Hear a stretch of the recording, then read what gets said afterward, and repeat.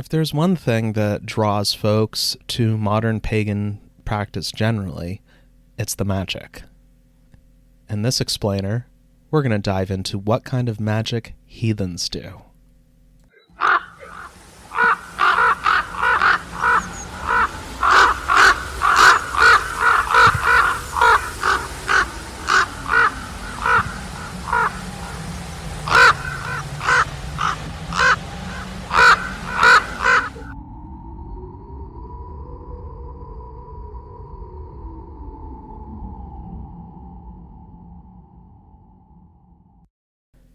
Nordic mysticism and other mystical practices that are used and engaged in by modern heathens and other related spiritual practices are very much their own unique beast.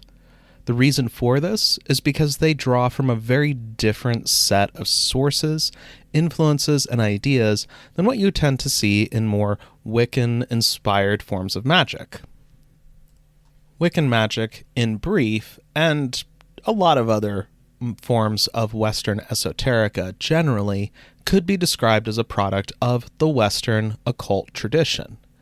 A particular mystical practice, or rather set of practices, that has been in development since the late Middle Ages, is primarily elite in origin, and traces its lineage through the Freemasons, the Rosicrucians, the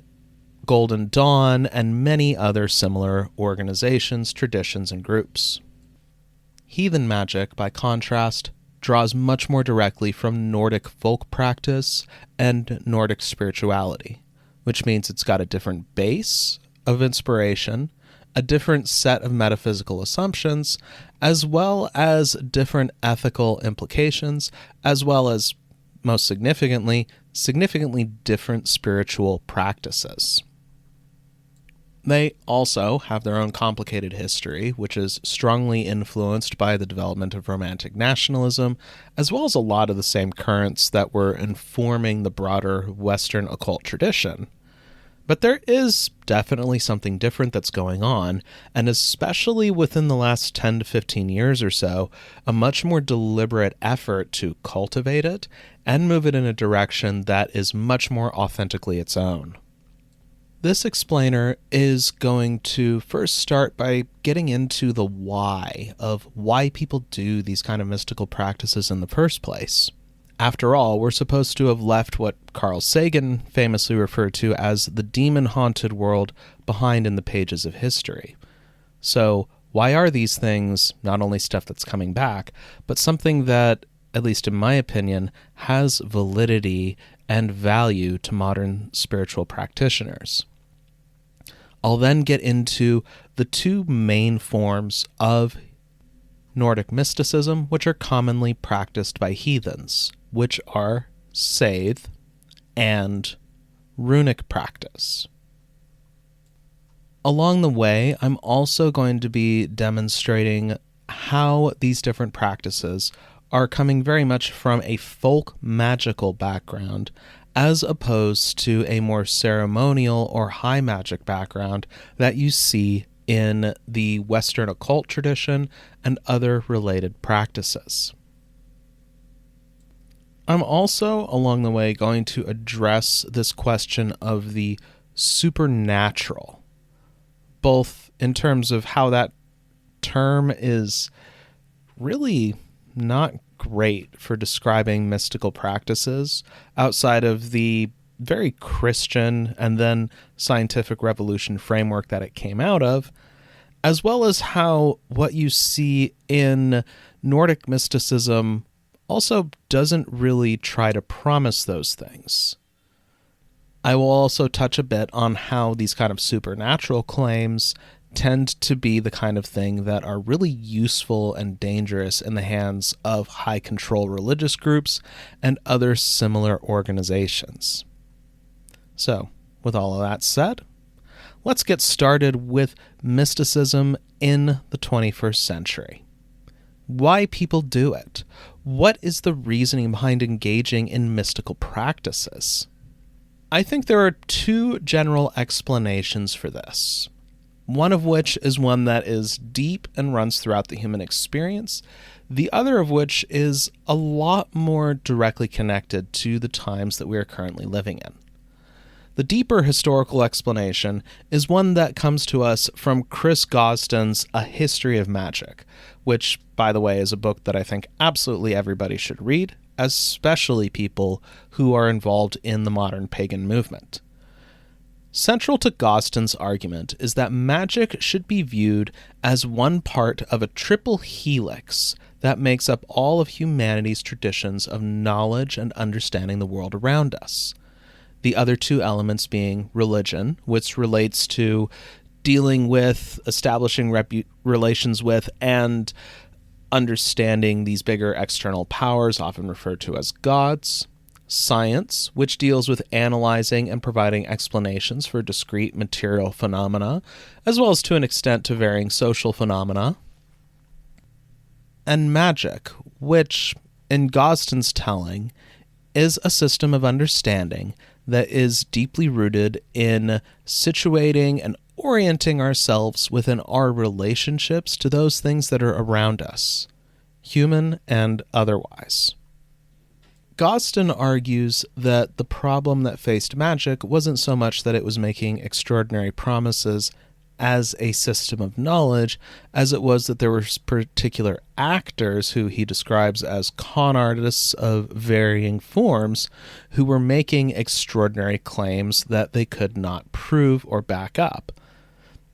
It is, I think, worth pointing out here that I think this explanation does have a certain validity to it, because such hucksterism is not unique to people claiming magical power. Just give a listen to any particular set of conspiracy theorists and the supplements that they often hawk as a way of supporting themselves, and how they use scientific language as a way of saying, oh, this will unlock your brain power, or this will enhance your prowess in bed, and, all kinds of other stuff. I mean, this history of snake oil is not exactly a new thing. And the same can also be said of religion. So I think there's a certain validity in Gosden's argument that the issue wasn't so much that magic as a concept and magic as a system of understanding was the problem, which was also not helped by that, as Gosden points out, historically, these three systems of understanding have not always been in alignment, that there have been some periods in history where you could say magic and religion worked closely hand in hand, and others where these systems of understanding were actively at odds with each other. And the same can also be said with science and magic, as well as science and religion. It is, after all, worth pointing out that Isaac Newton came up with a lot of his different math for things like the laws of motion as part of his alchemy experiments. What also deepens this a bit is that magic, when you look at philosophers from societies where different forms of magic were accepted, at least, the philosophers whose writings survive,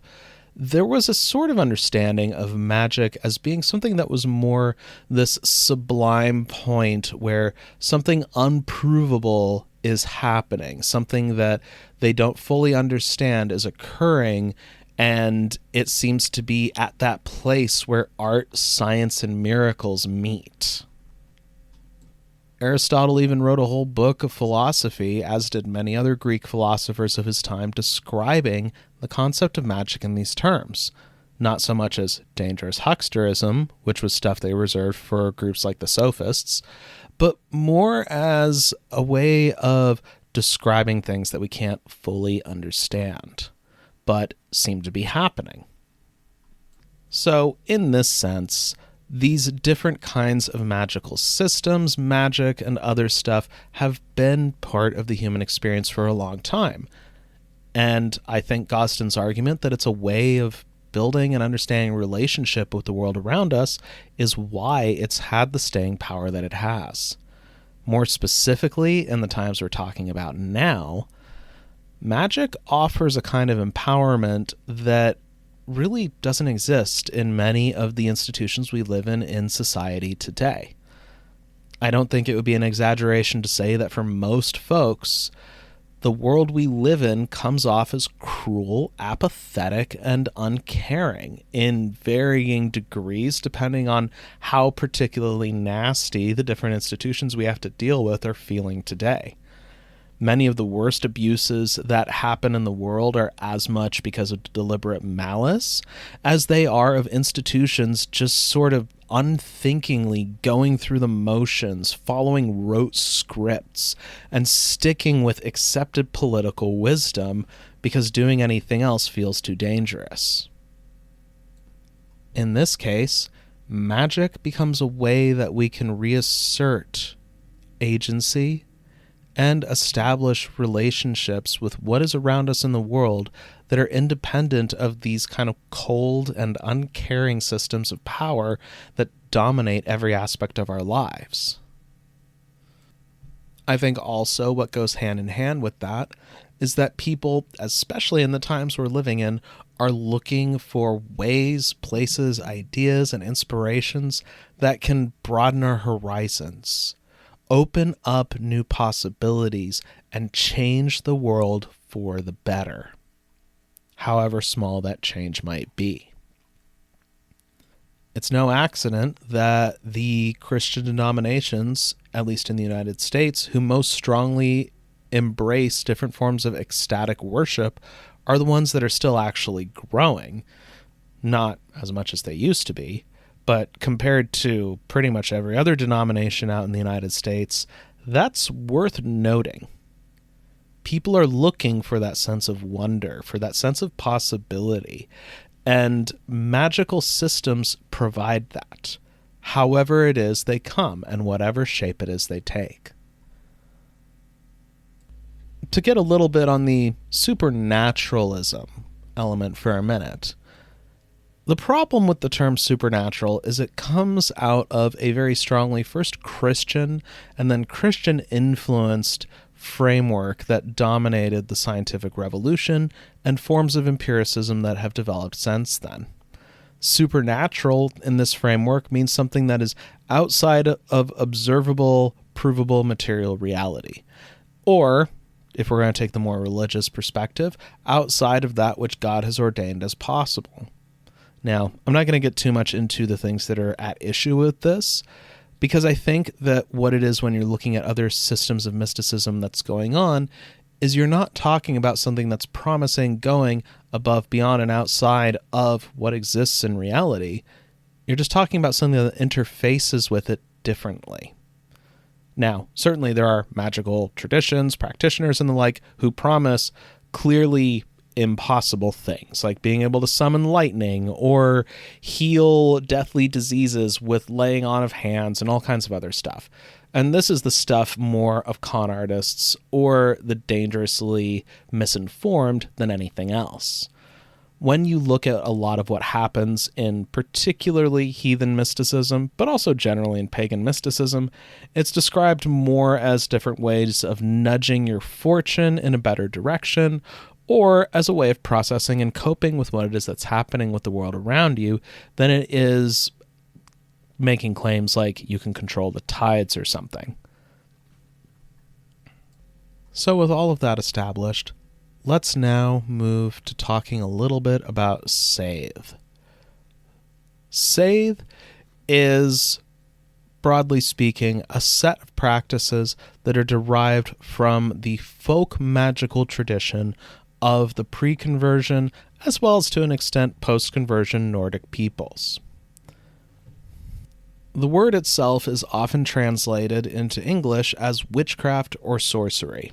and linguistically, the original Old Norse word seiðr has connections to words that are used for referring to spinning and weaving. This is kind of interesting because we also see similar terms show up to describe how the Norns shape weird. The term seiðr refers to a broad range of different practices that it's quite likely in historical societies were not viewed as necessarily being part of the same set of practices and more as their own unique techniques, approaches, and skills that were applied by particular practitioners. Though, that said, we do see terms that are best translated as sorcery worker, sorcerer, and sorceress that show up in the surviving source material. That said, this is where it's important to remind ourselves of the class bias that exists within these sources, as well as something that's particularly relevant to what we're talking about here, which is that actual information on seiðr that was produced by seiðr practitioners from pre-conversion periods is very scarce. And anything that was produced since then, up until, say, the modern period within the last 30, 40 years or so, is also missing a lot of important context and information that is necessary for really filling in the blanks and understanding the what, how, and why. The reason I bring this up is because it's reasonable to assume these peoples had much deeper knowledge and explanations for what they were doing, because other cultures that produced similar kinds of traditions had their own documented, in some cases exhaustively, such as, like, say, when we're talking pharaonic Egyptian practices, that show there is a deep sort of thinking and understanding that goes with different folk magic and folk magical practices. It's also true of modern practitioners, so why would pre-modern ones be any different in this sense? What particularly affirms this sort of lack of internal information is how in surviving source material we pretty much always get external descriptions, such as in the saga of Eric the Red, that clearly show an awareness of this art being a thing without having an understanding of how this art functions. As for something that's more internal, we have the Sorcerer's Screed, which is a collection of a couple of different grimoires that were published across the span of several hundred years within Iceland. They clearly show a kind of layering that you would expect if you're looking at, like, say, a cross-section of the earth or an archaeological site of stuff that's a lot newer, accumulated towards the top, and looking a bit different from the stuff that's older and more accumulated towards the bottom. Even though the Sorcerer's Screed is a rich source of specific examples of what are referred to as galdrastafir, which is a kind of design that's sort of similar to a sigil that was used in at least that form of Icelandic folk magic, we don't really get an explanation as to the logic behind constructing galdrastafir. Reading the Sorcerer's Screed without having the necessary background knowledge is sort of similar to reading a high-end cookbook. You've got the recipes, you've got an explanation for what the recipe is supposed to look and taste like, but the recipe doesn't go into details on things like what's bechamel sauce, or how do you do a julienne cut, or all these other things, because the book is written for an audience that already knows what those things are and doesn't need a further explanation. That said, what we do have that survives about seiðr has been broadly divided into what could be described as three main disciplines. And this codification of these as disciplines is very much a modern thing, and the particular codification I'm going to give is much more mine and what's used in the fire and ice practice than necessarily one that's representative of all of heathenry. These three broad disciplines are what could be called sorcery, which is to say doing spell work, and other workings that are meant to cause change in the world and change in one's circumstances. Utiseta, which translates as sitting out, and is a form of what you could call altered states or trance-based meditation, where a person can reach into grave mounds or travel between the 9 worlds or otherwise draw on sources of information that they usually don't have access to. And finally, spey, which is also often referred to as oracular, possessory, or high seat seiðr, where the practitioner becomes a channel for some kind of otherworldly power, such as a god or one of the dead. There's a lot more that can be done within these different disciplines, and a lot of specializations as well, but broadly speaking, you could say those are the general areas of practice that exist within modern seiðr. When you talk about fire and ice seiðr specifically, we also consciously incorporate altered states work, such as different forms of reaching ecstatic practice, which I talk about more in my book Spinning Weird, as well as other ways of altering your consciousness. In our practice, we see this as necessary for the more divinatory forms of seiðr, such as udiseta and spey, because it allows you to better, either, depending on how you look at it, tap into these different otherworldly energies and sources of information, or reorder the way your brain works so that you receive different insights and have different experiences, and also more generally just to get a better sense of these different currents that are flowing around you. Metaphysically speaking, seiðr works either as a divinatory tool or as a tool for causing change in the world by altering the weird of the people involved in the working. And this is both the people who are doing the working and any people who may be targeted by that working. What this means in practice is that these workings will cause circumstances to change, cause one's fortune to fall in certain ways, and otherwise influence outcomes and the flow of events in ways that are hopefully favorable to the intended goal of the working and also the information that is sought through the divinatory process. It is also worth mentioning that because seiðr works by manipulating causality and possibility on such a raw level, that seiðr is unpredictable in its outcomes. When you are engaging in different seiðr workings, you are very much at the mercy of the butterfly effect, as well as the law of unintended consequences. There are, simply put, so many different causes, sources, and potential influences on what happens in the world that it's really difficult to give a kind of precise, neat, or specific outcome to any kind of working, or guarantees that it's even going to unfold as promised. After all, there's a lot of variables that are still at work between when you do the working and however it is that comes to pass. In other words, if you're doing a working to get a better job, you still need to apply for jobs, network, do interviews, and all that other stuff. Though these days, seiðr might not hurt, given all of the different sources of evidence showing that the various job markets right now are sort of a mess and completely capricious and unpredictable.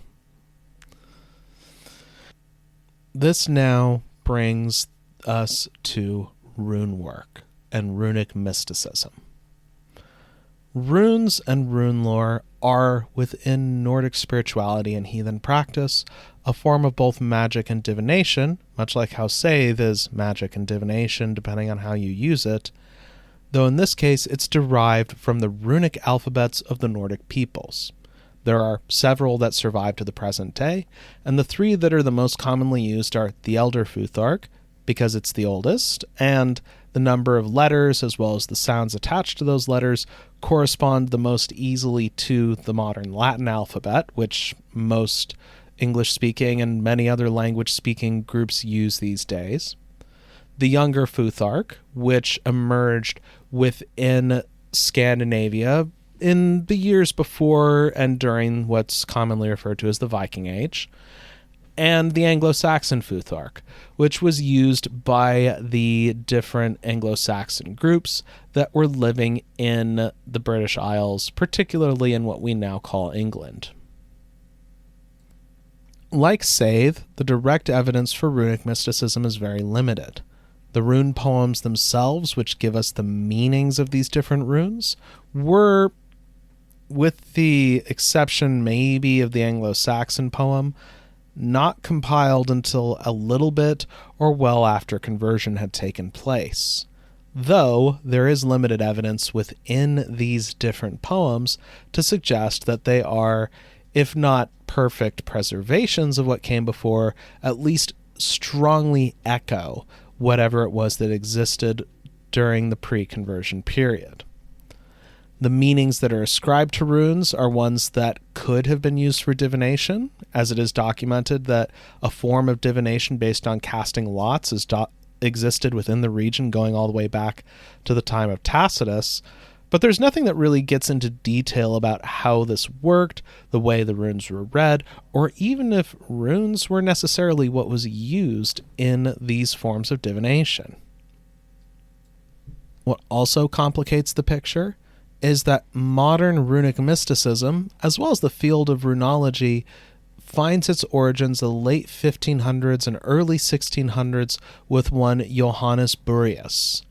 who, it must be said, and I go into this in a lot more detail in my longer episode about the runes, co-opted many of the core elements and ideas of Jewish Kabbalistic mysticism before then basically throwing it wholesale on top of the runes and saying, these must have worked the same way. This has since been sort of a dominant either conscious or unconscious influence on the way runic mysticism developed in the centuries that followed. This material is why the works of people like Edred Thorson, also known as Stephen Flowers, is really not worth pursuing, as along with the fact that Flowers has a problem of just making things up and presenting them as if they're verified historical fact, he's also tapping into a tradition that's mostly been discredited, and understandably, because it began as like a big act of cultural appropriation and not something actually rooted in what we know of these peoples. What has developed since then within modern heathen practice is influenced by the more academic turn that runology has taken within the past century or so. Developments in anthropology and linguistics have changed how the runes are approached by historians and archaeologists, as well as many more findings, extensive documentation, and other studies that make it easier to understand what's going on with these things. It is from the evidence that's been found by these scholars that modern heathens increasingly turn to for inspiration in how to develop runic mysticism, which still is both divinatory and magical, though how this works tends to be a bit different from what we see in the ideas that originate with Burius. First, runes as a tool of divination have some superficial similarity to tarot, and this is understandable because many of the first modern books talking about runic mysticism, particularly Ralph Blum, were heavily influenced by the tarot and how tarot was used as a divinatory tool. Folks that are drawing from this tradition that Blum sort of inadvertently started tend to do more stylized spreads and other things that are very much drawing from tarot. Though increasingly the trend that has been developing within runic practice is towards something much more intuitive, something that gives more space for example, to cast the runes onto a sheet or upon the ground and read as much from the pattern that the fallen runes make as can be found from the runes within the pattern itself.